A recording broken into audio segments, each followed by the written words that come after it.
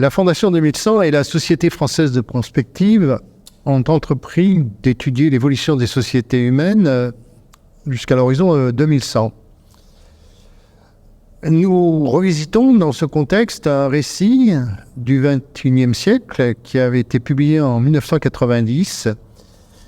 Et à cette occasion, nous nous entretenons aujourd'hui avec Antoine Bello, qui a écrit et publié un livre récemment intitulé « L'effondrement n'aura pas lieu ». L'effondrement du monde n'aura probablement pas lieu. Et donc c'est autour de ce thème que nous allons lui poser quelques questions. Et la première question, c'est en quoi il est important pour la prospective de s'interroger sur l'effondrement. En quoi ce thème est suffisamment sérieux pour être pris en compte par la prospective? Voilà notre première question. Oui, c'est une excellente première question, hein. Je vous remercie de me l'avoir posée. Alors, je me suis aperçu de l'importance de ce thème-là quand j'ai écrit mon livre d'avant, qui s'appelait Futur, qui est une sorte de dictionnaire du futur. Et donc, dans ce livre-là, il y a 40 entrées avec les grands thèmes, les grands enjeux d'avenir, à la fois du point de vue de la futurologie, c'est-à-dire un petit peu de la culture, de la manière dont on a pu envisager le futur dans le passé, et purement de la prospective. Et à chaque fois que j'avais commencé à rédiger une entrée de prospective, j'étais tenté de commencer la rédaction en me disant, dans l'hypothèse où le monde ne s'effondre pas, le travail, ça pourra donner cela. Dans l'hypothèse où le monde ne s'effondre pas, la génétique, ça va être très important pour ceci ou cela. C'est-à-dire qu'à chaque fois que j'abordais un thème de prospective, sous l'angle de la prospective, en essayant donc de me projeter dans l'avenir, je me sentais obligé de commencer par cette question-là, parce que c'est évident que si le monde s'effondre demain, eh ben, le travail, il ne devient pas du tout la même chose que si le monde ne s'effondre pas, quoi.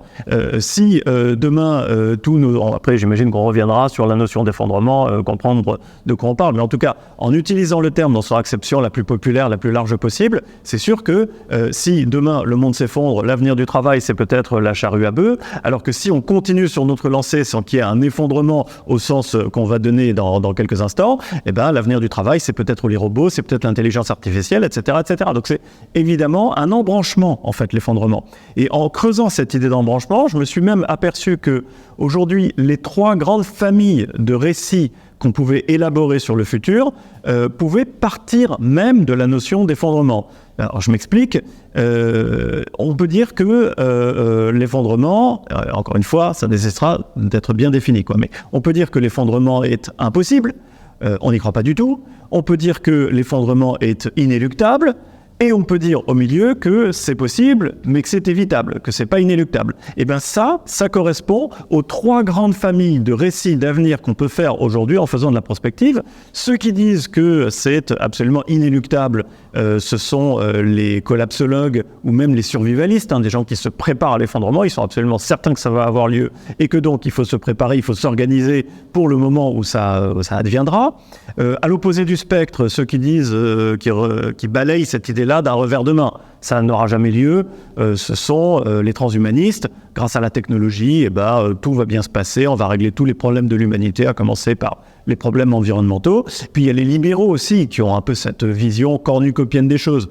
Cornucopienne au sens de la corne d'abondance. Le monde est une corne d'abondance. Donc vous voyez, on a 2 récits d'avenir qui sont quand même très forts, très identifiés, ou plutôt 2 familles de récits qui peuvent se baser sur la notion d'effondrement. Puis au milieu, il y a ceux qui disent, comme moi, l'effondrement, oui, c'est une possibilité, il faut quand même la prendre en compte, mais c'est pas une certitude et c'est certainement pas notre seul horizon. Et là, on a deux scénarios, ou plutôt 2 familles de scénarios qui sont en train de s'articuler dans cette grande famille-là, qui sont les familles ou la famille du scénario du développement durable, ou de la croissance durable. Après, il y a plusieurs termes, c'est pas des choses qui sont tout à fait identiques, mais l'idée globale, c'est que en changeant le capitalisme, en changeant notre mode de production globalement, mais sans revenir à un stade antérieur, on va pouvoir faire face à tous les défis qui se présentent à nous aujourd'hui pour ce 21e siècle.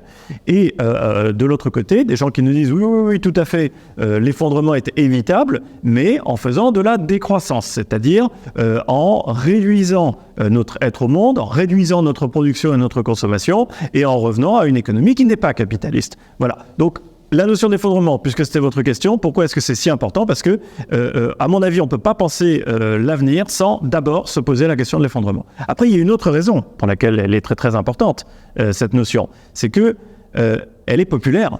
C'est-à-dire qu'il y a énormément de gens aujourd'hui, quand on leur demande à quoi ressemblera l'avenir, qui sont absolument persuadés, donc ils sont collapsologues ou survivalistes, mais ils sont absolument persuadés que le monde tel que nous le connaissons aujourd'hui ne va pas durer. Voilà. Ils ont tort, ils ont raison, j'en sais rien. Mais en tout cas, c'est une vision qui aujourd'hui est très marquée, très ancrée de plus en plus. Il y a eu des études qui ont été faites, des sondages. En France, il y a une majorité de gens qui pensent ça. En Italie, encore plus. Et aux États-Unis, c'est pareil, c'est très très fort. Donc dans les pays développés, alors dans les pays en développement, c'est moins évident. En tout cas, dans les pays développés, c'est une idée très très importante. Donc, particulièrement dans la jeunesse. Mais alors particulièrement dans la jeunesse, pas uniquement, mais c'est vrai particulièrement dans la jeunesse. Et donc, quand on fait de la prospective, la question est de savoir, non pas de juger, de dire ils ont raison, ils ont tort, mais de passer cette idée-là par le prisme ou au crible de l'analyse prospective. Ben, c'est ce que j'ai essayé de faire. Alors justement, il y a quand même un certain nombre de fondements analytiques sur les processus par lesquels cet effondrement pourrait se produire. Oui. Est-ce que vous pouvez nous en dire un peu plus de ce point de vue-là? Il y a notamment 3 voies évoquées dans votre livre. L'une, c'est l'arrêt cardiaque, c'est brutal, un peu une espèce de choc général, économique, financier, géopolitique. Il y en a un autre qui est plutôt la panne sèche, qui renvoie finalement à l'épuisement des ressources. Ouais. Et le troisième, c'est la cocotte minute, où là, on voit tout de suite l'image du réchauffement climatique. Ok. Voilà, très brièvement résumé. Ouais. Finalement, je vais en dire plus sur chacun de ces scénarios, si je puis dire. Alors, je vais vous en dire plus, mais si vous me le permettez, je vais remonter un tout petit peu en amont pour dire que la notion d'effondrement, elle n'est pas récente. Elle est même maintenant un peu ancienne, puisqu'elle date, je sais que vous l'avez dans la bouche là, elle date du rapport Meadows. Oui. Voilà. Donc on est en 1972. C'est important d'avoir cet historique, parce que, en fait, ces 3 scénarios dont vous parliez, finalement, ils s'inscrivent dans cet historique. C'est la question de pourquoi est-ce qu'on fait ces scénarios-là. C'est parce qu'il y a eu, en 1972, ce rapport au Club de Rome. Il porte plusieurs noms. Il a été traduit par rapport halte à la croissance en français, mais c'est plutôt les limites de la croissance en anglais. En anglais, c'est voilà. Limit to Growth. Limit to Growth. Ouais. Et ça a été une bombe. Quand on dit ça, justement, vous parliez déjà d'un instant, les jeunes, ils ouvrent un peu des yeux grands parce qu'ils n'en ont pas vraiment entendu parler, mais ça a été quelque chose. Et je sais que je vous apprends rien. Ça a fait le tour de la planète, ça a suscité des débats qui se poursuivent jusqu'à aujourd'hui. Alors maintenant, disons de quoi on parle. On a demandé, ou plutôt des industriels, parce que c'est ça le Club de Rome, hein, finalement, c'est ça qui est drôle, c'est que c'est des capitalistes, des industriels, qui ont interrogé une jeune équipe du MIT aux États-Unis, en leur disant, est-ce que la croissance économique qu'on connaît aujourd'hui, donc aujourd'hui on est en 1970, au moment où c'est commandité, elle peut se poursuivre indéfiniment? Est-ce que la planète, les ressources environnementales et plus globalement la manière géophysique dont le monde fonctionne et dont on dépend vont permettre que l'homme continue d'accumuler des richesses, du capital, voilà. Et là, cette équipe du MIT, elle fait quelque chose qui n'avait jamais été fait. Elle utilise un ordinateur. Donc, d'un point de vue historique, c'est quand même intéressant. C'est-à-dire qu'elle crée... C'est les modèles dynamiques de Forrester. Voilà, exactement. C'est-à-dire qu'elle utilise un instrument qui existait déjà, mais elle en fait quelque chose de nouveau, c'est-à-dire un modèle d'évolution géophysique de la planète qu'ils vont appeler World 3. Alors, World 3, c'est plus le modèle de 72 qui existe toujours. Il a été sans cesse amélioré depuis 50 ans. Bon. Et donc, ce modèle-là, il est fait, comme tous les modèles, pour rentrer des données et voir, l'ordinateur mouline, et voir ce qu'il en sort. Bon. Et donc, en l'occurrence, le modèle informatique en question, c'est un modèle de prospective, puisque c'est un modèle à qui on demande, on lui demande de répondre à la question qui est posée à l'équipe, c'est-à-dire que donne la croissance économique au bout de 10, 20, 30, 50 ans, etc., etc. Alors là, on s'aperçoit de quelque chose qui est un peu effrayant, c'est que presque tous les scénarios, quelles que soient les données d'entrée qu'on met dans la machine, aboutissent à un effondrement des courbes, c'est-à-dire un collapse. En anglais, tout ça vers l'horizon 2020 par là. Voilà, on y est. Très loin de... Voilà, on y est. Ça, c'est la super nouvelle. Et en fait, c'est dur de battre une machine. C'est-à-dire, la machine, elle est têtue, le modèle, il est bien fait, voilà. Donc, les courbes s'effondrent. Mais c'est quoi les courbes? De quoi on parle? C'est la courbe de production industrielle. Alors que la machine nous dit, ah ben non, c'est plus possible. Quelles que soient les hypothèses qu'on prend, avec des hypothèses plus ou moins optimistes, de ressources planétaires, etc., etc., au bout d'un moment, la production industrielle, elle doit s'arrêter, donc elle s'effondre. La production agricole, c'est encore plus embêtant, parce que c'est quand même c'est la nourriture, quoi. C'est que, voilà, bon. Puis la dernière des courbes, évidemment, qui s'effondre, c'est la population. Ça veut dire quoi? Ça veut dire que les gens crèvent. Ça veut dire que, selon le modèle, World 3, 1972, au début du XXIe siècle, si on continue comme ça, avec différentes hypothèses, on a un effondrement de la population mondiale. Voilà. Et donc, c'est ça l'effondrement. L'effondrement, c'est l'idée que le système industriel, qui a pris son essor au fin du XIXe siècle, avec la révolution industrielle, comme son nom l'indique, il a une date de péremption. Et ce système industriel, donc, puisqu'il a une date de péremption, il ne peut pas durer indéfiniment, pour des raisons géophysiques, pour des raisons environnementales. Au bout d'un moment, il s'arrête. Et quand il s'arrête, c'est l'effondrement, et c'est pas cool, c'est même une horreur, puisque ça veut dire qu'il y a des tas de gens qui ont pu vivre et on a pu croître et multiplier, pour reprendre les termes bibliques, sur la Terre, la population a pu augmenter grâce à cette perfusion d'industrie, grâce à cette industrie qui nous a nourris, qui nous a chauffés, qui nous a donné de l'énergie, etc. Et quand elle n'est plus là, on peut plus, et donc il y a des milliards de morts. C'est ça la prévision de 1972. Alors, du temps passe, et j'en arrive à une période beaucoup plus récente, avec la collapsologie. La collapsologie, le mot qui a eu un succès extraordinaire, il est né d'un petit livre, qui est un livre d'ailleurs que je recommande, qui est vraiment très très intéressant, enfin, c'est un livre génial. Voilà, c'est ça, c'est le livre de Pablo Servigne et Raphaël Steven, qui s'appelle « Comment tout peut s'effondrer ?» Petit manuel de collapsologie. Alors comme souvent, les termes qu'ils prennent au départ, c'est un clin d'œil, c'est une connotation un peu humoristique. Ils ne pensaient pas que ça aurait un tel succès, mais donc la collapsologie, ils en font une sorte de...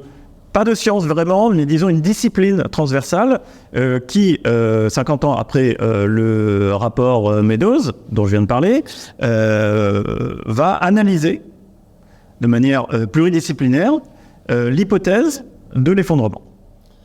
Pour revenir à cela, le récit du XXIe siècle, qui a été publié en 1990, qui s'appelait 2100 récits du prochain siècle, prévoyait une crise mondiale majeure avec peut-être pas un effondrement géophysique, en tout cas une forme d'implosion de la société en 2020-2030, mais créée par des désordres multiples de caractère économique, financier, sociaux, géopolitique, etc. C'est ça, ce qui prouve qu'on peut faire de la prospective. On peut faire de la prospective. Donc il y avait un élément qui a, d'une certaine manière, peut-être pas été vérifié aujourd'hui, mais enfin, on est dans une crise de cet ordre-là, avec une multiplication des ruptures et des risques qu'aujourd'hui, qu'on envisage à horizon 2030-2040, soit géopolitique, financier, écologique, cybernétique ou autre. Alors, si vous me le permettez, moi, je suis pas sûr. C'est-à-dire que, honnêtement, et j'avoue mon impuissance, je ne sais pas si on est dans une crise de cette nature-là aujourd'hui. Parce que à chaque époque, on a le sentiment de vivre une période de crise. C'est vrai. Elles sont très très récurrentes quand même, les crises. Prenons simplement le XXIe siècle. 2001, il y a une crise de l'essor de l'Internet, avec une bulle monumentale qui explose. Puis évidemment, il y a les attentats du 11 septembre.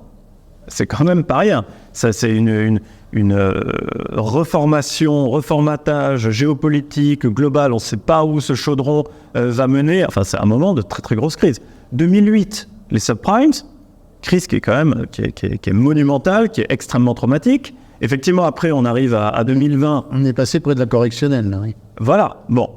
Je reviens à mon récit sur la collapsologie qui développe cette espèce de discipline et qui nous dit c'est inéluctable. Le rapport Meadows l'avait dit, mais moi je vous le confirme, moi collapsologue, moi collapsologie, c'est inéluctable, donc il faut s'y préparer, soit de manière individuelle, soit de manière collective, soit les deux. Et pour nous dire ça, il nous présente un tableau du monde qui est très brillant, qui s'appuie sur des choses très rationnelles en fait, extrêmement concrètes. C'est pour ça qu'on ne peut pas comparer la collapsologie à un millénarisme. C'est pas la même chose.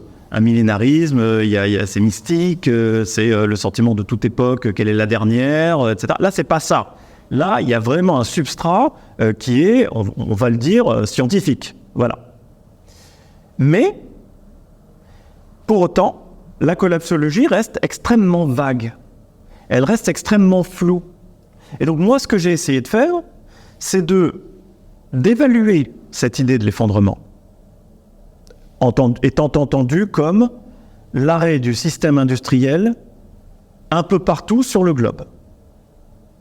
Après, on peut réfuter ou affiner cette définition, ne serait-ce qu'en introduisant un pluriel, en disant qu'on peut parler des effondrements. Ça peut être locaux, ça peut être locaux, etc. Mais si on parle de l'effondrement tel que la collapsologie le présente en tout cas, c'est-à-dire un phénomène global, une sortie de civilisation, vraiment globale. Le tableau qu'elle nous présente est extrêmement noir et elle ne nous dit pas d'abord dans quelle temporalité, ou plus précisément, elle nous dit qu'elle ne peut pas le savoir. Fine, très bien, c'est au moins un aveu c'est honnête, quoi. Voilà. Elle nous dit que l'effondrement, ça peut être un phénomène très brusque, qui arrive demain, ou s'étaler dans un temps extrêmement long. Bon, très bien. Mais surtout, ce qu'elle ne fait pas, alors moi c'est ce que je lui reproche, c'est qu'elle ne nous donne pas la mécanique par laquelle, effectivement, d'un point de vue très rationnel, d'un point de vue très concret, notre monde, à partir de ce qu'il est aujourd'hui, pourrait être amené à s'effondrer. Et c'est normal qu'elle ne le fasse pas, parce que la collapsologie n'a pas vocation à faire de la prospective. Et donc quand on essaye de faire de la prospective avec cette idée, qu'est-ce que c'est la prospective ? C'est faire des scénarios. Et celui de 1990, c'était un ou des scénarios enchevêtrés, d'après ce que j'ai compris dans la description que vous en avez faite. C'était à terme plutôt positif, puisqu'il s'agissait de dire, en gros, à l'époque, vers 2020-2030, une crise majeure, résultat de désarroi de la société du spectacle, puis 2030-2060, une société de l'éducation qui se met en place au niveau planétaire, en utilisant y compris les technologies de la communication. Et puis, à partir de 2060, une société de création qui transforme même la planète en jardin. Donc, c'était une vision très, très positive, un peu métaphysique, mais qui, effectivement, était portée à un scénario, je dirais, de rédemption, quelque part. Bon, alors maintenant, si on essaye d'appliquer l'esprit ou la méthode prospective à la collapsologie, selon moi, on peut dégager 3 grands scénarios d'effondrement possibles. Voilà. Qui sont des idéotypes, évidemment. Le monde est toujours plus complexe, on n'arrive jamais à l'enfermer dans un scénario précis, et on pourrait constater dans le monde réel un enchevêtrement de ces scénarios. Mais si, quand même, pour avoir les idées claires, on se réfère à ces 3 scénarios, c'est ce que vous avez énoncé. C'est des scénarios qui ont des causes différentes, parce que quand on parle d'effondrement, il faut d'abord quand même trigger, un déclencheur quand même. Bon, donc des causes différentes. C'est des scénarios qui ont des temporalités différentes aussi. Et à mon avis, c'est des scénarios qui ont des probabilités d'occurrence très différentes aussi. Bon. Le premier de ces scénarios, effectivement, c'est celui de l'arrêt cardiaque, qui est un scénario d'un arrêt brusque, très soudain du système industriel, dont le déclencheur serait la complexité, et plus précisément la complexité du système économique mondial. Parce que c'est vrai que c'est un système complexe, et quand je dis système complexe, c'est au sens où les systèmes complexes ont donné lieu à des analyses et des études.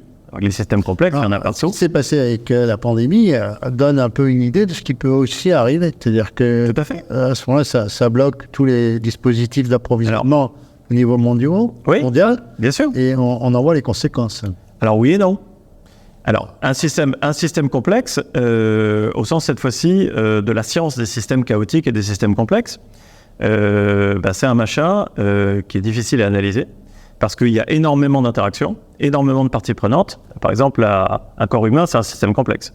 Le climat, évidemment, c'est un système complexe. En fait, des systèmes complexes, il y en a partout. Et c'est vrai que la civilisation humaine, en particulier son économie, est devenue un système complexe. Par exemple, dans le livre, je parle de la brosse à dents. Ça paraît tout bête comme ça, comme objet, mais pour arriver à créer une brosse à dents, qui est un objet extrêmement utile au quotidien et qui a des conséquences dans la vie de chaque individu, parce que même la longévité dépend de l'hygiène bucco-dentaire. Donc pour arriver à fabriquer une brosse à dents, il faut un monde entier. Il faut voir tout ce qu'il y a derrière la fabrication d'une simple brosse à dents. C'est le monde entier, c'est des dizaines de milliers de personnes, c'est des décennies d'invention, de recherche, de création, etc., et de compréhension du monde, etc. Il y a tout un monde derrière une simple brosse à dents. Donc c'est vrai que la civilisation humaine actuelle est un système chaotique, est un système complexe. Alors quand on étudie ces systèmes complexes, on s'aperçoit qu'ils obéissent à des règles. Alors il y en a deux de ces règles, parmi d'autres, qui sont contradictoires. Premièrement, un système chaotique, un système complexe est résilient. C'est-à-dire qu'on peut lui porter atteinte, même assez franchement. Il va être assez plastique parce qu'il va arriver à se refaire, en quelque sorte, d'un autre côté. Bon, voilà. Et de l'autre côté, ces systèmes-là sont sujets aussi à des points de rupture qui les conduisent à des effondrements. C'est les deux. Alors, la question qu'il faut se poser, c'est est-ce que le système monde, si tant est que ce soit véritablement un système complexe, est plutôt dans une phase de résilience ou est proche d'un point de rupture? Vous me parliez de la pandémie. Selon moi, la pandémie prouve que notre système monde est extraordinairement résilient. Dans la mesure où on a été capable de mettre de l'argent quoi qu'il en coûte. Ben oui, mais ça fait partie du système monde. Avec, peut-être, on ne sait pas les conséquences à terme de ce quoi qu'il en coûte. Mais en tout cas, au moment où on se parle, c'est-à-dire au moment où on enregistre cette vidéo, qu'est-ce qu'on voit? On voit un truc hallucinant qui relève de la science-fiction. C'est-à-dire, on a une pandémie qui arrête l'ensemble du monde. L'ensemble du monde. Enfin, sincèrement, moi, j'avoue ma nullité, parce que j'aurais jamais écrit un scénario où on arrête l'économie mondiale. Pour moi, l'économie mondiale, et je ne pense pas être le seul, c'était un genre de grosse machine qui était lancée à toute berzingue et qu'on ne pouvait absolument pas stopper. Là, si. Alors, pas tout, mais quand même une grosse partie. Bonne partie bien substantielle, quoi. Et ça repart. C'est quand même extraordinaire. Ma conviction, c'est que contrairement à ce que j'entends dans les médias depuis 2020 partout, on considérera que cette pandémie a été la preuve non pas de la fragilité de l'humanité, mais au contraire de sa force et de sa puissance. C'est-à-dire un moment où on est capable de se maîtriser, en plus pour mettre au-dessus de l'intérêt économique, mercantile, un intérêt presque philosophique, la vie. La vie de qui en plus ? Plutôt des gens relativement improductifs, des personnes âgées, des enfants, c'est-à-dire des gens que la vie économique ne considère pas énormément. Et donc, à un moment, on s'est dit, non mais en fait, c'est plus important. J'aurais jamais cru à ça, et je trouve que c'est une démonstration de sagesse et de puissance. C'est rare de pouvoir émettre des jugements positifs dans le monde actuel, qui est un monde plein de dangers, d'insécurité, de destruction de la planète, j'en passe à des meilleurs, mais je ne boude pas mon plaisir de pouvoir le faire là en disant c'est quand même un événement assez extraordinaire. Donc je ne crois pas, pour revenir à notre fil, je ne crois pas au scénario de l'arrêt cardiaque pour cette raison-là. La crise de 2008 était encore une preuve de résilience extraordinaire. On a eu une déflagration financière équivalente en termes de volume à ce qu'avait été 29. En 29, parce qu'on n'avait pas les bons outils macroéconomiques, on a mis à peu près 30 ans, et ça a peut-être coûté aussi la Deuxième Guerre mondiale, Ça a eu des conséquences monumentales et on a eu beaucoup de mal à s'en remettre. Là, on a en volume la même chose en 2008 et en 2009, 2010, la croissance repart comme avant. Le monde a l'air de continuer comme si de rien n'était. Donc, j'observe, moi, cette résilience. C'est pour ça que je ne crois pas au scénario de l'arrêt cardiaque. Passons à la panne sèche. Passons à la panne sèche. Alors la panne sèche, là, on monte en gamme, si j'ose dire, en termes de danger, à mon sens, de sérieux. La panne sèche, c'est la question des ressources. Alors ça, c'est une question qu'on peut absolument pas passer par pertes et profits, parce que... c'est un peu le scénario Midos, hein. C'est complètement... En fait, c'est plus proche du scénario Midos. En fait, c'est complètement le scénario Midos, ouais. Ça, c'est vrai, c'est complètement le scénario Midos. Quand on dit le scénario Midos, c'est, disons, ça fait partie des scénarios un peu centraux parmi la kyrielle qui ont pu être faites avec cet instrument informatique qui a donné lieu au rapport Midos. Mais effectivement, c'est un peu le scénario Midos. Alors, l'idée, c'est quoi ? L'idée, c'est que, à force de prendre des ressources sur les capacités géophysiques de la planète, au bout d'un moment, ça n'est pas la corne d'abondance, ça suffit, il n'y en a plus. Et donc, le système industriel est obligé de s'arrêter. Vraiment, c'est la panne sèche, c'est-à-dire que la voiture, elle s'arrête parce qu'il n'y a plus de carburant. Et ça, c'est une bonne métaphore d'ailleurs, parce que la première de ces ressources naturelles qui devraient ou qui pourraient s'arrêter, exactement, c'est le pétrole. Et donc, on peut avoir, et ça a été énormément développé, un scénario de panne sèche lié au pic pétrolier. C'est quoi le pic pétrolier ? C'est le moment où on a tellement exploité le pétrole qu'on ne peut plus en exploiter davantage d'une année sur l'autre. C'est-à-dire que c'est le moment où il y a un plafonnement de la production, en fait, qui est une extraction de pétrole. Et à partir de ce moment-là, ça chute. Soit en pente douce, soit au contraire en pic de Sénèque, c'est-à-dire de manière très très abrupte. Et on constate à juste titre que comme on a fabriqué tout l'outil industriel, toute la révolution industrielle sur des énergies fossiles, alors d'abord du charbon, mais ensuite beaucoup sur du pétrole, et ben voilà, le pétrole va refermer la parenthèse qu'il aurait lui-même ouverte. Bon. Je ne crois pas au risque d'un scénario de panne sèche pour cause de raréfaction du pétrole. Non, mais d'autres ressources. Mais d'autres ressources, c'est à voir. Et c'est pour ça que c'est ça que j'ai voulu faire, moi, dans mon travail. C'est ce que ne fait pas la collapsologie. C'est-à-dire, entre guillemets, mettre les mains dans le cambouis. C'est-à-dire regarder précisément, en détail, quelles sont les causes et les mécanismes de l'effondrement. Et je trouve que quand on regarde les choses en détail, il y a des raisons d'être beaucoup plus mesuré ou en tout cas circonspect vis-à-vis de l'événement de l'effondrement qu'on peut l'être quand on regarde le tableau de manière lointaine, globalement. C'est ça le truc, c'est qu'en fait, on dit que le diable se cache dans les détails. Bon, je trouve que, en prospective, en tout cas sur la question de l'effondrement, c'est presque l'espoir qui se cache dans les détails. Parce que quand on regarde la question de la raréfaction dans ce scénario-là, de la panne sèche, de la raréfaction des ressources, on peut les prendre les unes après les autres. C'est ça que j'ai essayé de faire.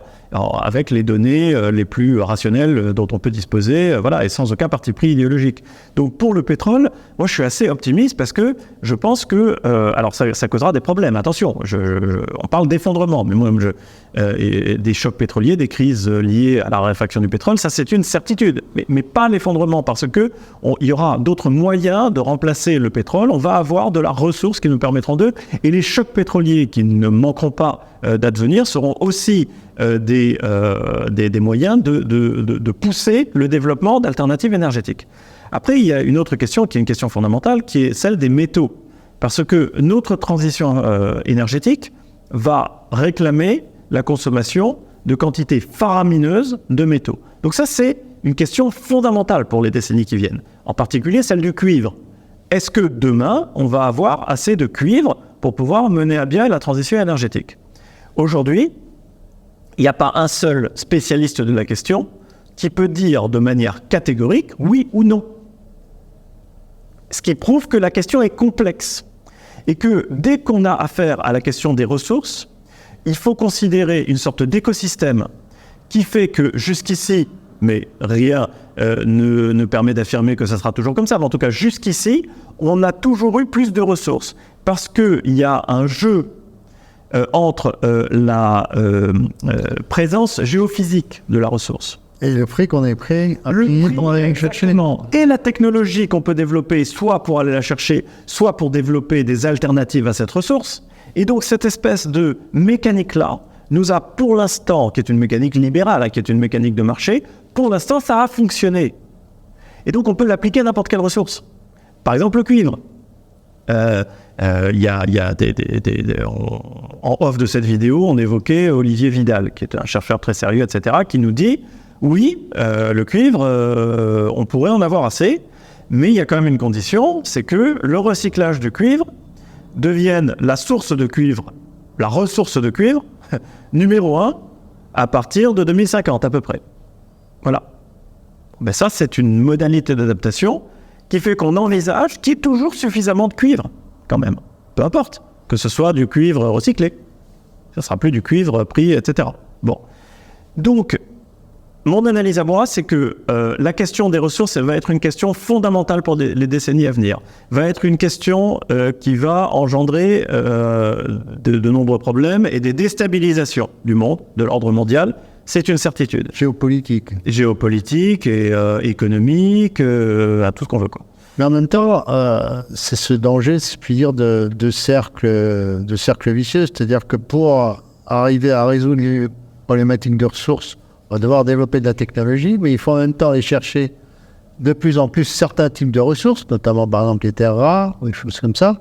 Et donc, quelque part, on est pris dans une espèce de vortex, si je puis dire, qui est à terme finalement mortifère. Alors, le vortex dont vous parlez, c'est une inversion du cercle vertueux qui a permis à l'humanité de se développer sans manquer de ressources jusqu'à aujourd'hui. Donc, il faudrait faire une sorte de pari de Pascal en disant, mais on n'a pas les moyens, je dirais, rationnels, scientifiques de pouvoir se prononcer de manière catégorique, en disant le cercle vertueux va s'enrayer et du coup, on va être pris dans un cercle vicieux, cette fois-ci, de la raréfaction qui va devenir la raréfaction. C'est exactement ce que disent les collapsologues. Et moi, je doute.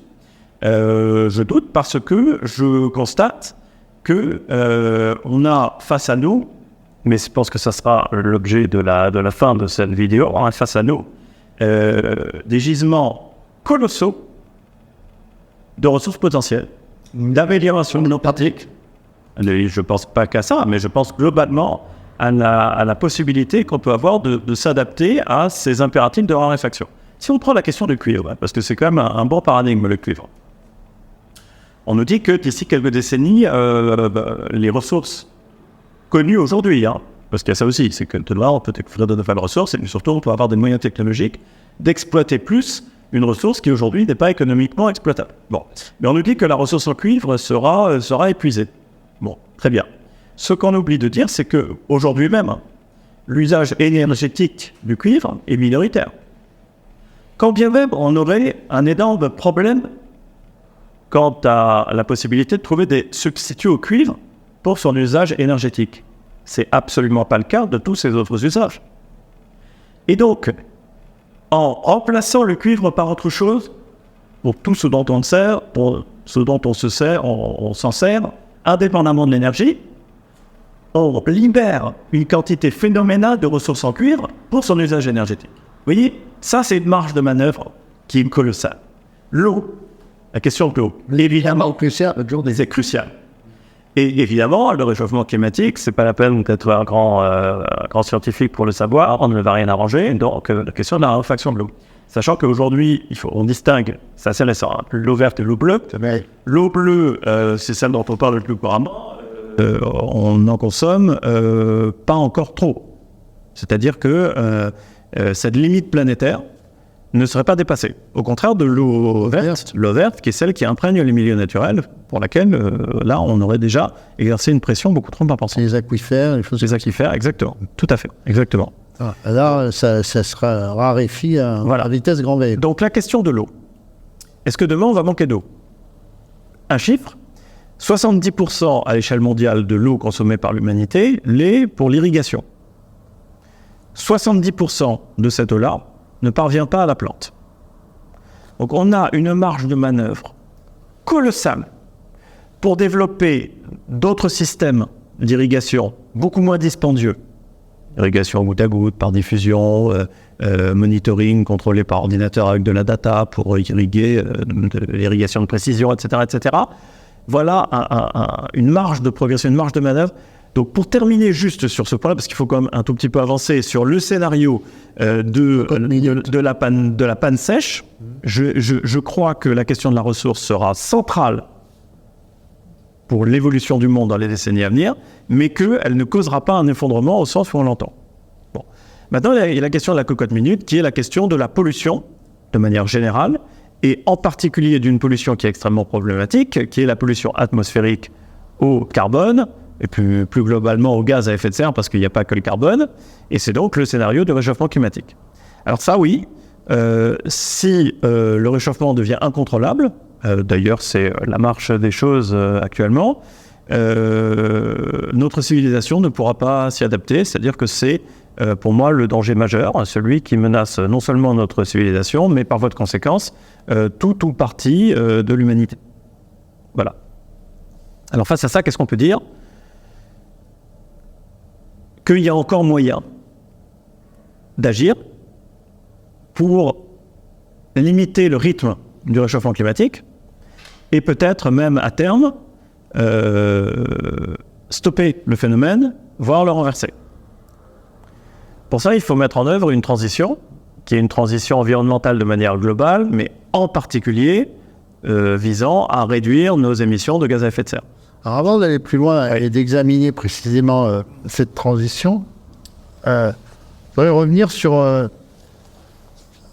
finalement des phénomènes qu'on a peu évoqués dans les trois scénarios qu'on vient de discuter, qui est une forme d'implosion, je dirais, sociale, économique, géopolitique, qui peut se produire sous la pression à la fois de la panne sèche, de phénomènes de dérèglement financier et économique, ou même d'une panne cybernétique mondiale.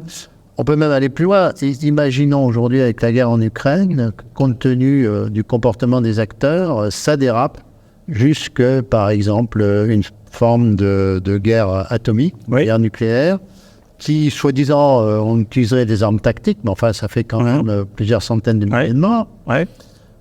Les effets en chaîne sur la géopolitique mondiale, sur l'économie et la finance mondiale, parler des coups d'arrêt que ça peut provoquer, peuvent faire penser à peut-être un arrêt cardiaque, qui n'a rien à voir à ce moment-là avec ni la panne sèche pour des raisons de ressources, ni ce qu'on a évoqué tout à l'heure. Non, mais c'est totalement l'arrêt cardiaque, parce que dans ce que vous me décrivez, c'est l'interconnexion et l'interdépendance qui fait l'engrenage.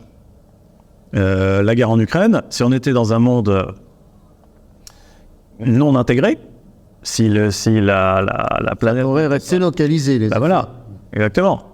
Donc là, vous me décrivez un effet d'engrenage qui est exactement le scénario de l'arrêt cardiaque. Alors le scénario de l'arrêt cardiaque, il est brusque, mais il peut intervenir demain ou après-demain ou dans un mois ou dans 10 ans, 100 ans. Voilà, il n'est pas localisé spécifiquement dans le temps, contrairement aux autres scénarios. Et ça, ce sont un scénario qui n'est pas directement lié à des problématiques d'environnement, de ressources, comme celles qui étaient évoquées principalement par les théories de la collapsologie. Alors c'est pour ça que je voulais mettre de la clarification et de l'ordre dans ce que nous annonce la collapsologie, parce que pour avoir les idées extrêmement claires, en fait, la collapsologie, elle dégage deux grandes causes d'effondrement possibles.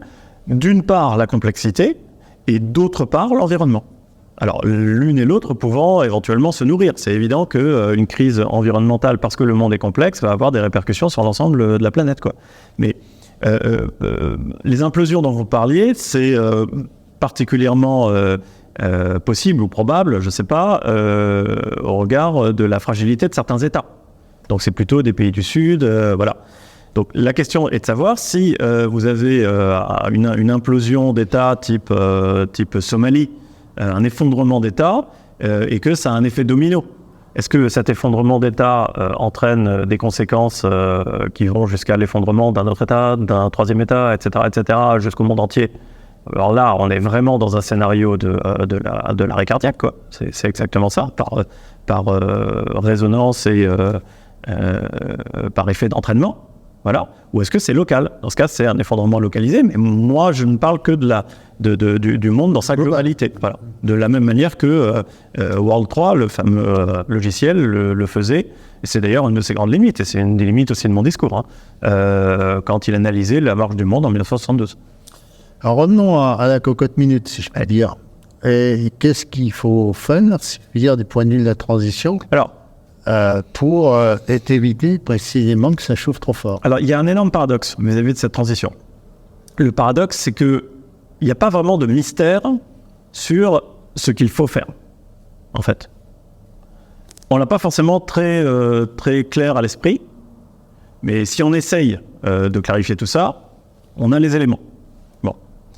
Donc, le paradoxe, c'est qu'on sait quoi faire, mais qu'on ne le fait pas. C'est ça le paradoxe. La question après, mais j'y reviendrai, c'est pourquoi on ne le fait pas. Alors, ce qu'il faudrait faire en mettant dans l'ordre toutes les notions, etc., pour moi, c'est comme ça en tout cas que je me l'explique.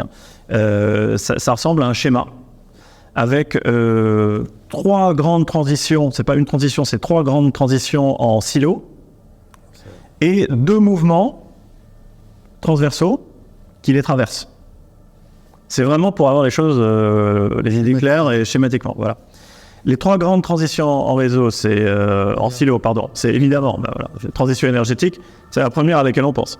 C'est remplacer notre système énergétique à base de fossiles par principalement de l'électricité. Il n'y a pas énormément d'alternatives en fait. Il y en a. Nucléaire. Mais le nucléaire, c'est l'électricité. Oui, c'est ça. Voilà. Donc c'est de l'électricité ou de la biomasse. Mais la biomasse ne peut avoir qu'une utilité, disons, restreinte. Parce qu'on ne peut pas faire trop de biomasse non plus. Mais donc, c'est principalement de l'électricité. Bon, ça, c'est la première transition. Dire ça, c'est juste déjà énorme. Il faut changer quasiment le monde entier. Ensuite, deuxième transition, c'est la transition agricole, parce que l'agriculture est l'un des marteaux les plus puissants avec lesquels on tabasse la planète aujourd'hui. On n'a pas forcément conscience non plus, mais c'est un fait. Et donc là, il faut passer d'une agriculture très productiviste, très industrielle et intensive, disons au moins à une agriculture, une agroécologie qui serait capable, c'est pareil, c'est facile à dire mais moins à faire, de maintenir les rendements en utilisant beaucoup moins d'intrants. Bon. Et en réduisant l'impact de l'élevage. Bon, il y a énormément de voies qui sont explorées dans cette direction, donc moi je suis assez optimiste, c'est possible. La troisième de ces grandes transitions, c'est ce que j'appelle, c'est un fourre-tout, c'est la transition industrielle. C'est le chemin vers la circularité, c'est-à-dire réduire l'intensité matérielle et énergétique de toutes les productions industrielles. Bon, ça c'est les 3 grands silos. Et les mouvements qui parcourent ces 3 grands silos et qui viennent compléter tout ça, c'est un double mouvement pas vraiment contradictoire, à mon avis assez complémentaire. À mon avis, je pense, ça c'est une des choses sur lesquelles j'insiste le plus, c'est qu'il ne faut pas opposer les solutions, il faut au contraire les accumuler. Donc ces 2 grands mouvements, c'est la sobriété et l'efficacité. La sobriété, c'est un effort visant à volontairement réduire notre production et notre consommation. La sobriété, elle est plurifacette, c'est-à-dire qu'il y a 1000 manières d'être sobre. Par exemple, quand on cherche à effectuer dans les pays du Sud une modération démographique, c'est de la sobriété. Évidemment, moins on est nombreux, moins globalement on a de besoins. Ça fait partie de la sobriété. Est-ce qu'il y a une sobriété, c'est pas aussi, pour reprendre l'exemple de la brosse à dents, faire quand même quelque chose qui peut être moins sophistiqué techniquement que les brosses à dents qu'on utilise aujourd'hui, mais qui peut être fabriqué localement avec des fibres plus simples, qui peut être beaucoup moins coûteuse, par exemple, quand elles sont fabriquées au sud, avec les moyens locaux, etc. Parce que on est embarqué dans une espèce de cercle vicieux de surenchère. qui, au bout du compte, mobilise énormément de technologies, Oui. alors qu'on peut avoir des technologies beaucoup plus simples, des Oui, bien low technologies, qui seraient à ce moment-là Tout à fait. l'expression de la sobriété. Absolument. Ben voilà. C'est un univers entier, en fait, dans le mot sobriété, qui est en train de se développer. Là, ça doit se traduire économiquement, d'une Oui, bien certaine manière, par une forme de décroissance. Non. Par Non. une modération de la croissance. Une modération de la croissance. C'est à la fois une modération de la croissance et, dans le même temps, une transformation de ce qu'on appelle la croissance. C'est-à-dire que grâce ou avec la sobriété, on ne fait plus de la croissance de la même manière. Elle n'a plus le même contenu, cette croissance. Si, pour faire de la sobriété, j'interdis, ce qui s'est fait là récemment en France, c'est une loi, les vols courts. D'ailleurs, au départ, la Convention citoyenne voulait interdire les vols jusqu'à 4 heures. Donc, beaucoup de vols intérieurs, presque tous les vols intérieurs, en fait, tous. Et finalement, la mesure, c'est uniquement les vols de moins de 2h30 de trajet. Là, dans cette mesure-là, vous avez plusieurs effets. Ce n'est pas les vols, c'est plus durée de déplacement d'un point à un autre de moins de 2 heures, de moins de 2h30. Enfin, non, c'est les vols qui sont interdits. Les vols sont interdits à partir du moment où, si vous prenez le train, ça vous prend... Voilà, à condition qu'il existe, justement, à condition qu'il existe une alternative. Voilà. Une alternative non carbonée. Voilà, c'est exactement ça. Donc, quand vous avez ça, vous avez plusieurs effets. Vous avez un effet décroissance, parce qu'il y a un certain nombre de gens qui vont renoncer à faire le trajet. Mais vous avez aussi un effet croissance durable, parce que vous allez gonfler les achats de billets de train, ou l'utilisation de la voiture, d'ailleurs. Mais c'est quand même toujours plus vertueux que le vol. On considère qu'en calculant les émissions de gaz à effet de serre, etc., etc. Donc, vous voyez, on a une multiplicité de répercussions possibles qui ne sont pas de la décroissance.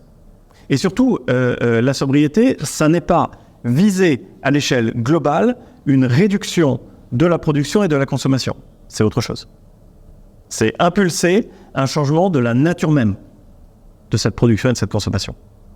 Donc le premier mouvement, c'est la sobriété. Le second mouvement, c'est l'efficacité.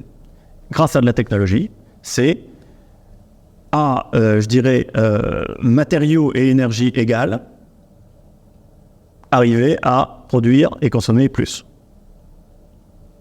Voilà, ça aussi, c'est une voie très très importante, fondamentale, et qui est en train de... Qui s'est vérifié à travers l'histoire, ça, non. Alors, qui s'est vérifié, oui et non, parce que vous avez l'effet rebond, qui fait que quand vous améliorez l'efficacité d'une ressource, eh ben, in fine, les gens sont quand même conduits à en consommer plus ou à polluer d'une autre manière. Et c'est contre cet effet rebond qu'il faut trouver des dispositifs. Et il y a des dispositifs qui peuvent être appliqués pour ça. Notamment le pilotage administré du prix, non pas forcément de toutes les matières premières, mais au moins du carbone et de l'eau. Et ça, c'est une mesure économique qui est de nature keynésienne, je dirais, qui pourrait avoir un impact massu, phénoménal, pour impulser cette transition. Comment ça marcherait, éviter l'effet rebond avec cette politique vis-à-vis de l'eau et du carbone? Eh bien, c'est très simple. Vous attribuez au carbone un prix de la tonne. Ouais. Et surtout, vous mettez derrière ce prix une programmation à la hausse. Et évidemment, le prix à la hausse, vous modulez en fait en fonction de ce que le marché vous donne comme offre et demande de carbone, vous modulez la taxation qui permet d'atteindre ce prix. C'est un mécanisme qui est assez banal en économie keynésienne, hein, mais qu'on n'a jamais mis en œuvre. Voilà. Et ça permet en fait aux acteurs économiques d'avoir une visibilité. Mais c'est pour ça qu'on parle de 100 euros à la tonne, voilà, etc. Sauf que ce n'est pas uniquement lié aux fluctuations du marché. Non. C'est lié à une administration. C'est ce qu'on appelle des prix administrés. C'est ce qu'on appelle les prix administrés. On a oublié complètement, parce qu'on n'a plus en tête que le tournant libéral des années 80-90, on a complètement oublié qu'en France, à une époque où la France n'était pas une dictature, dans les années 50, dans les années 60, même dans les années 70, au ministère de l'économie et des finances, il y avait une direction de l'administration des prix, et on administrait plein de prix, hein. Donc c'est pas quelque chose d'absolument abominable, mais voilà, ça c'est voilà. La question c'est pourquoi est-ce qu'on ne met pas en œuvre cette transition? Mais parce que c'est extrêmement compliqué et qu'en fait ça ennuie tout le monde. tout le monde. Il faut bien voir que c'est un changement global de tout. À tous les échelons. Mais pas tant que ça, puisque c'était par exemple en œuvre en France, disiez-vous, Oui. il y a encore une quarantaine d'années. Oui, d'accord. Mais pour revenir à ça, ça suppose quoi aujourd'hui? À tous les échelons, vous avez ce que j'appelle des verrous systémiques, ce qu'on appelle des verrous systémiques, c'est-à-dire des raisons de bloquer la transition. À l'échelon d'un État, d'un pays développé. Oui, c'est bien le problème. Ben voilà. C'est-à-dire qu'il n'y a pas d'éthique collective possible, parce que quelque part, je vois pas pourquoi, finalement, si le voisin ne fait pas comme alors, moi... il y a absolument, il y a le morcellement du problème sur l'ensemble d'un système qui est extrêmement complexe et à tous les échelons. C'est la problématique des communs. Voilà, il y a un petit peu de ça, voilà. En plus, le bénéfice de la transition est très loin, s'il y en a seulement un, d'être immédiat. Dans l'immédiat, c'est surtout de la contrainte. Vous êtes un État développé, vous allez imposer à tout le monde de changer ses véhicules thermiques contre des voitures électriques, d'isoler les bâtiments, etc., etc. C'est colossal, ça représente un fric fou, ça détruit des filières d'emploi qui existent et ça met des gens sur le carreau, ça suscite des mouvements comme les Gilets jaunes, c'est un enfer. Voilà pourquoi on ne le fait pas. Les pays en développement, ils vont s'asseoir sur leurs ressources de carbone, de gaz, de pétrole, alors qu'ils pourraient, grâce à ça, comme nous l'avons fait, les pays développés, assurer un enrichissement et leur propre développement. Mais certainement pas. Donc ils n'ont pas un intérêt immédiat à le faire. Les entreprises, est-ce que la vocation d'une entreprise, c'est quoi? C'est de faire du profit, c'est de faire du bénéfice. Elle n'a pas une vocation philanthropique à changer intégralement ses processus pour faire du recyclage et de l'éco-conception. C'est pas possible, elle le fait pas. L'individu, il est perdu. Même si on a les moyens, parce qu'il faut avoir des moyens pour changer complètement son mode de vie, pour prendre en compte tout ça. Déjà, c'est un truc plutôt de nantis, de gens qui ont quand même, qui ont pas, qui arrivent à avoir autre chose en tête que leur fin de mois. Vous avez fin du monde, fin du mois. Voilà, il y a beaucoup de gens qui ont quand même, c'est comment je vais gagner ma croûte, quoi. C'est quand même très immédiat. Donc même quand on a ces moyens-là, on est impuissant parce qu'en changeant radicalement son mode de vie, si on se coupe pas complètement de la société, on peut réduire son empreinte environnementale que d'à peu près 20%. Alors, ça pose quand même une question, c'est qu'on ne voit pas très bien. Alors, comment sortir de ce système et éviter la cocotte minute en question? Alors, tout à fait. Il n'y a pas de question plus importante que celle que vous posez là, à mon avis, à l'heure, au moment où on se parle. C'est l'objet de mes prochains travaux là-dessus.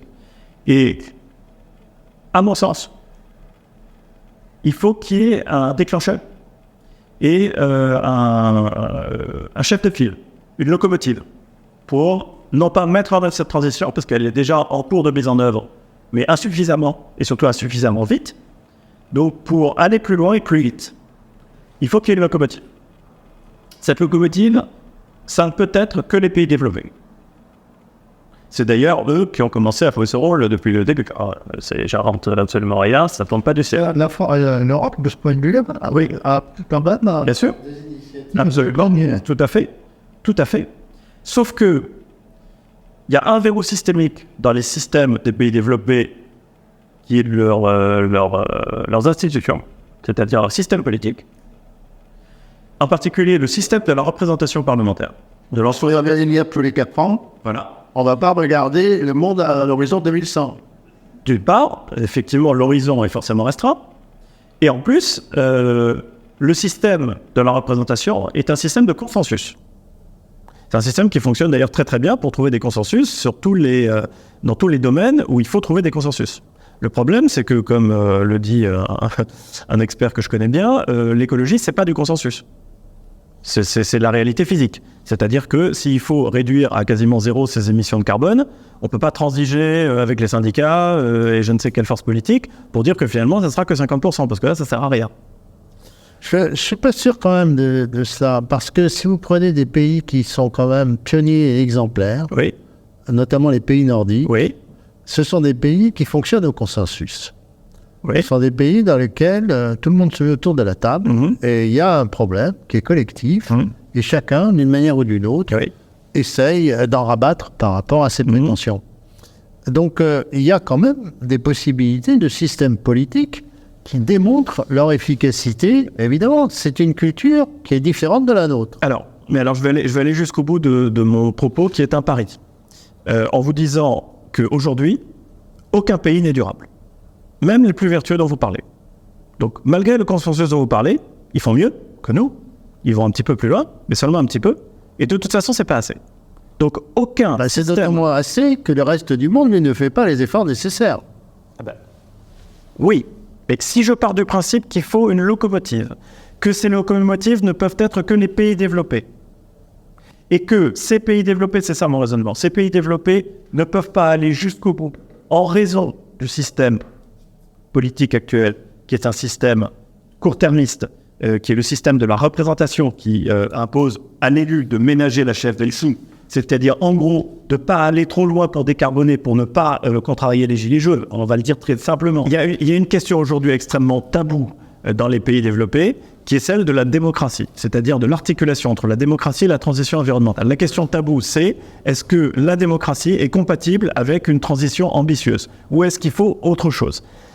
À mon avis, il est évident que le système du consensus et le système de l'élection qui est court-termiste et qui nécessite de ménager la chèvre et le chou en permanence n'est absolument pas idéal pour prendre les décisions qui s'imposent compte tenu de l'urgence et de l'importance, la gravité de l'enjeu. Partant de là, que faire comme dirait Lénine? Comment? Un régime autoritaire. Alors, il n'y a que deux possibilités. Soit une dictature, un régime autoritaire, soit, et c'est évidemment ça que je vais plutôt privilégier, la démocratie directe. Alors, je ne vous aurais pas dit ça il y a quelques années, hein. Mais qu'est-ce qui me fait penser ça? C'est l'expérience récente de la Convention citoyenne. Ça m'a complètement bluffé. Qu'est-ce qui s'est passé? Je ne sais toujours pas d'ailleurs pourquoi Macron a fait ça. C'est encore notre sujet. Enfin, si ce n'est pour répondre à la question des gilets jaunes, faire semblant de donner le change, qu'il y ait un débat public, etc. Enfin, ça a abouti à quelque chose d'assez extraordinaire. On a tiré 150 personnes au hasard, qui n'avaient absolument pas d'engagement environnemental, écologiste particulier. On les a ambiancés, pardonnez-moi de l'expression, on les a formés pendant un certain temps, en les mettant face à l'enjeu, au problème. Et ils ont sorti des propositions extrêmement ambitieuses que derrière la démocratie normale, c'est-à-dire le parlementarisme, n'a fait que raboter. Parce que c'est sa manière de fonctionner. Je jette pas la pierre aux sénateurs, aux députés, etc. C'est leur rôle, c'est ça le parlementarisme. Mais donc, je tire de ça l'idée que quand on place, et en fait, je fais que découvrir l'eau tiède, c'est ce que disait Antionas avec le principe responsabilité. Quand on se place soi-même en position de responsabilité, de prendre soi-même la décision, que ce soit des décisions douloureuses, ambitieuses, tout ce qu'on veut, que les gens puissent directement le faire, ça peut fonctionner. Donc je crois que la démocratie directe peut être un moyen de véritablement débloquer le système. Soit la démocratie directe, soit ou l'activisme écologiste qui s'est énormément développé récemment, parce que cet activisme-là, il place les gouvernants, les élus, donc représentants, en situation d'urgence permanente. Il les commet en permanence à devoir aller plus vite et plus loin dans la transition. Et cet activisme, c'est une forme de démocratie directe aussi. Donc qu'elle prenne cette forme, où c'est une forme de véritable démocratie directe, ou cette forme d'aiguillon, en fait, par l'activisme des représentants, je pense que ça, c'est un élément essentiel de la clé. Ensuite, une fois que ça, c'est acquis, qu'on peut prendre des mesures véritablement ambitieuses pour mettre en œuvre la transition qu'on a décrite juste avant. C'est quoi les mesures économiques qui permettent d'avoir un entraînement de l'ensemble du système? C'est pareil, il n'y a pas de mystère, on les connaît, ces mesures économiques. Comment les pays développés peuvent, par exemple, entraîner les pays en développement? Si les règles du libre-échange sont placées sous impératif environnemental et social, tout change. C'est-à-dire que si les accords de libre-échange sont reconduits à condition que des objectifs environnementaux soient atteints, vous changez complètement la donne du commerce international. Et là, vous avez un effet d'entraînement qui est un effet d'entraînement puissant et vertueux, parce qu'il est conditionné par l'intérêt, par les prix, par les échanges, par le développement. Si vous faites ça, les pays en développement ont intérêt pour assurer leur développement à décarboner. Ça change complètement tout. Idem à l'intérieur d'une population. Si vous créez un compte carbone et que vous mettez en plus en œuvre le pilotage du prix à la hausse du carbone et de l'eau, vous créez des conditions macroéconomiques avec des effets prix qui sont extrêmement puissants pour changer radicalement le monde. Et tout ça, ça va avec la création de redistribution de dividendes carbone pour évidemment protéger les populations dont la transition va atteindre le plus frontalement, le plus violemment le niveau de vie. Alors, il y a quand même deux éléphants, si je puis dire, au milieu du magasin de porcelaine que vous venez de décrire, qui sont les États-Unis et la Chine, engagés aujourd'hui dans une compétition mondiale qui peut d'ailleurs prendre la forme d'un conflit assez dramatique. Et ces gens-là, si je puis dire, ces éléphants, finalement, la mécanique qui est très, très belle que vous venez de décrire, je ne suis pas sûr qu'ils y font particulièrement attention. Et comment vous voyez les choses par rapport à ce type de dynamique conflictuelle, sans parler aujourd'hui ce qui se passe en Ukraine et ailleurs. Par ailleurs, il faudrait intégrer deux autres paramètres qui sont à l'horizon 2050-2060, deux énormes masses qui sont d'une part l'Afrique, d'autre part l'Inde, où il y aura de l'ordre d'1,5 milliard de personnes dans chaque cas qui vont être présents au niveau mondial. Et comment par rapport à ces effets d'entraînement que vous avez évoqués, ces différents paramètres vont pouvoir être pris en compte? Bon, alors déjà, je ne mettrai pas les États-Unis et la Chine sur le même plan. Parce que l'un est une dictature et l'autre, c'est une démocratie. Bon, ça change tout. Parce que mon système de l'activisme écologiste, ça fonctionne aux États-Unis. C'est-à-dire que ça peut très très bien fonctionner. En plus, les Américains, c'est pas des enfants de cœur, et quand ils font quelque chose, ils y vont à fond. Il y a une prise de conscience environnementale qui est extrêmement forte aux États-Unis. Il y a qu'à voir ce que font certains États comme la Californie, etc. Donc, mon système d'un activisme écologiste qui met une pression sur les représentants pour mettre en place un Green Deal vert ou aller beaucoup plus loin, ou pourquoi pas faire sortir l'écologie de la démocratie représentative pour le faire entrer dans des mécanismes de démocratie directe, tout ça, ça peut fonctionner tout à fait aux États-Unis. Donc déjà, ça change la donne, je vous signale, parce que ça fait deux pôles qui sont l'Europe et les États-Unis, voire d'autres pays qui sont démocratiques, etc., qui peuvent déjà constituer un genre de mastodonte. La Chine, c'est un cas à part, qui peut être extrêmement sensible à l'autre mesure dont je vous parlais, qui est revoir les règles du commerce international en les plaçant sous contraintes environnementales et sociales. Ça peut être un levier fondamental dans lequel la Chine entre. Et puis après, les derniers dont vous avez parlé, à savoir, vous m'avez parlé de l'Afrique, et puis l'autre c'était l'Inde. Et l'Inde. Alors là, l'effet d'entraînement, à partir du moment où on a cette modification des règles du jeu international en termes de libre-échange, et direct, ils sont totalement concernés. Bon, on essaie de trouver une mécanique. Acceptant cette vision optimiste des choses. Dernière question. Dans l'état actuel des choses, par rapport à ces dispositifs relativement sophistiqués que vous venez d'évoquer, on peut aller à la hache, si je puis dire, et pas se poser toutes ces questions, et se dire, par exemple, avec la géo-ingénierie, je peux résoudre le problème. Ce qui va se passer.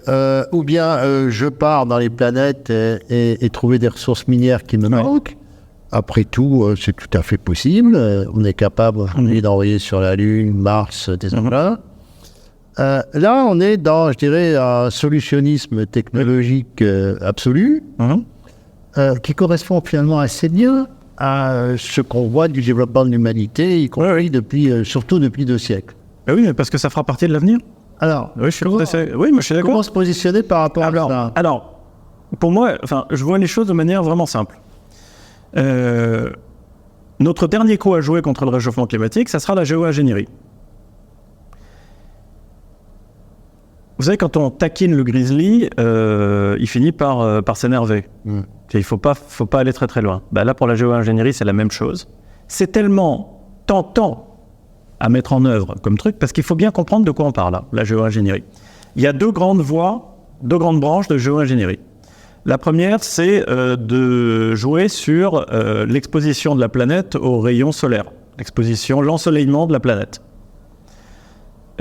Ça, c'est une géo-ingénierie qui peut être mise en œuvre aujourd'hui même. D'ailleurs, ça a déjà commencé. Il y a une start-up qui l'a fait. Il y a même un particulier qui s'est mis à envoyer des aérosols dans l'atmosphère pour rafraîchir la planète, etc. En gros, il n'y a pas besoin d'avoir des gros moyens. Il n'y a besoin d'aucune technologie. Il suffit d'avoir quelques avions, du dioxyde de soufre. C'est très simple.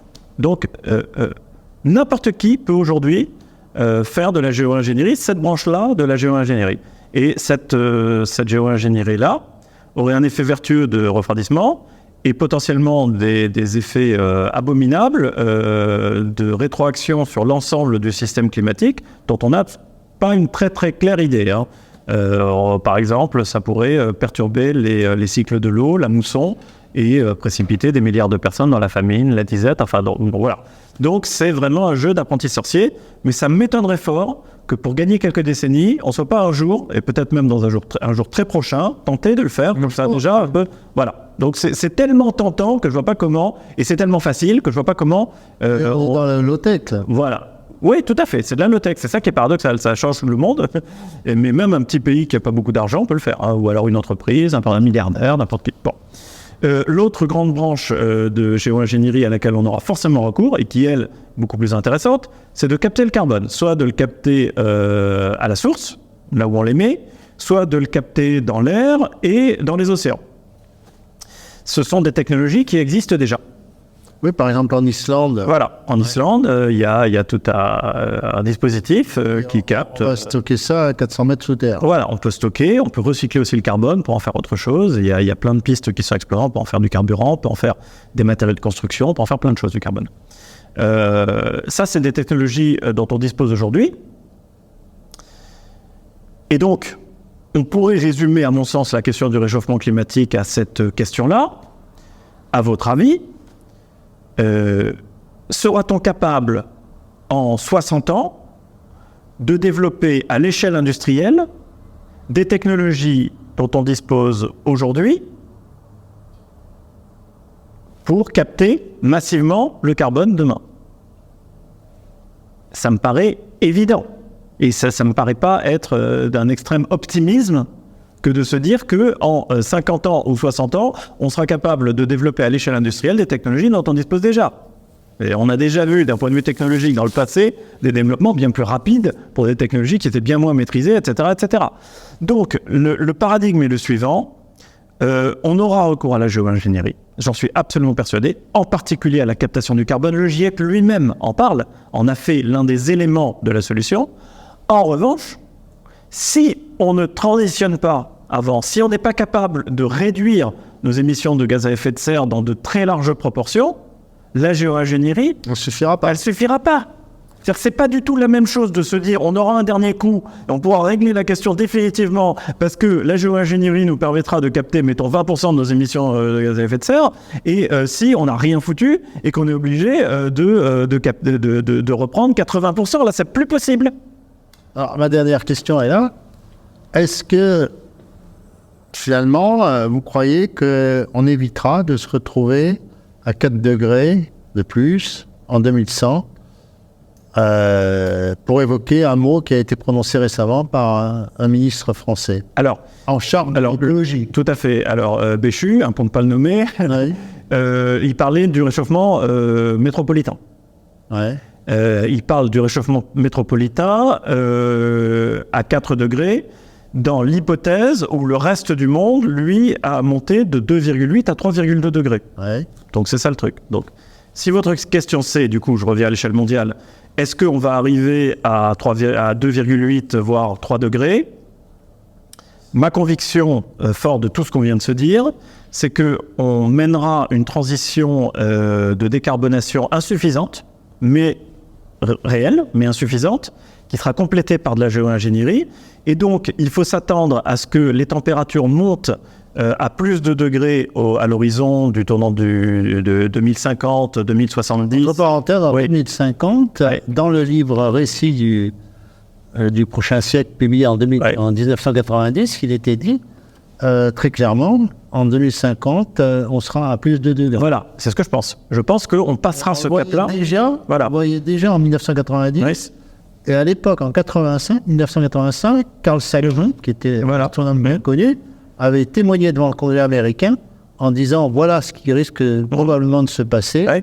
vers à Voilà. partir de 2000 au XXIe siècle.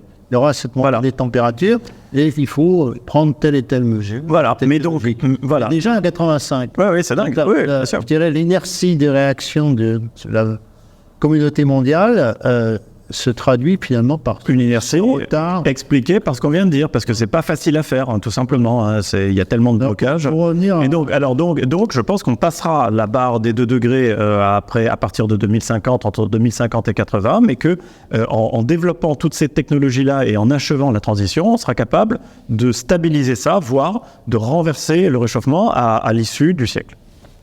D'accord. bah, écoutez, merci infiniment. On a balayé beaucoup de Ouais. questions, beaucoup de sujets, beaucoup de technologies, beaucoup de comportements politiques, mais je crois que ça permet d'avoir une somme sur laquelle on peut réfléchir. Merci à vous.